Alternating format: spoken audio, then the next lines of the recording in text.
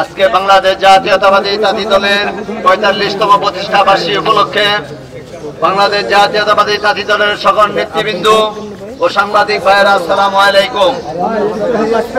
আসলে অনেক নেতা রয়েছে, অল্প মধ্যে আমি সেরে নিতে চাই।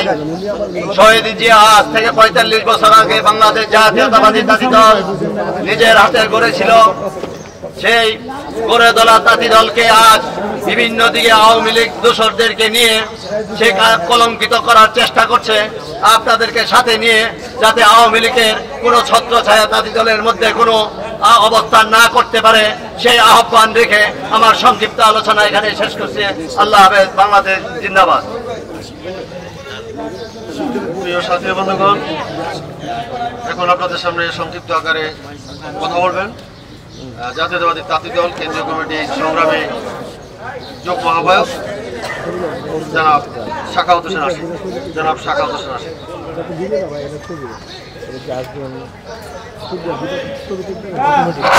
বিসমিল্লাহির রহমানির রহিম। বাংলাদেশ জাতীয়তাবাদী তাঁতি দলের ৪৫তম জন্মবার্ষিকী উপলক্ষে আজকে শহীদ রাষ্ট্রপতি জিয়াউর রহমানের মাজারে আমরা যে শ্রদ্ধা নিবেদন করলাম। আপনারা জানেন, এই তাঁতি দল দীর্ঘ পথ পরিক্রমায় স্বৈরাচার বিরোধী আন্দোলনে আমরা আমাদের এখানে যারা যুগ্ম আহ্বায়ক আছেন কাজী মনিরের নেতৃত্বে আমরা প্রতিটি মিছিল এবং প্রতিটি জনসভায় সোচ্চার ছিলাম। সেই বরিশাল থেকে শুরু করে প্রত্যেকটা আমাদের যে বিভাগীয় সম্মেলন হয়েছিল এবং রোড মার্চ হয়েছিল, ঢাকায় যে আপনার ৫ই জানুয়ারি নির্বাচন উত্তর লিফলেট বিতরণ, আমরা আমাদের জয়নুল আবদিন ফারিক সহ বিভিন্ন নেতৃবর্গকে সাথে নিয়ে, ফজলুর রহমান আমাদের উপদেষ্টা, ওনাদেরকে সাথে নিয়ে আমরা প্রতিটি লিফলেট বিতরণ এবং প্রতিটি কর্মসূচি সফলভাবে পালন করছি।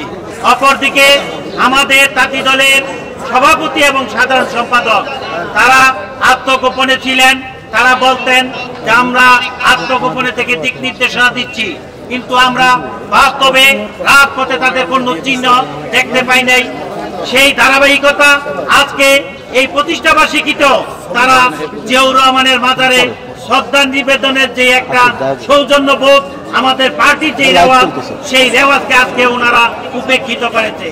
এদেরকে দিয়ে, এদের নেতৃত্বে তাঁতি দল চলতে পারে না।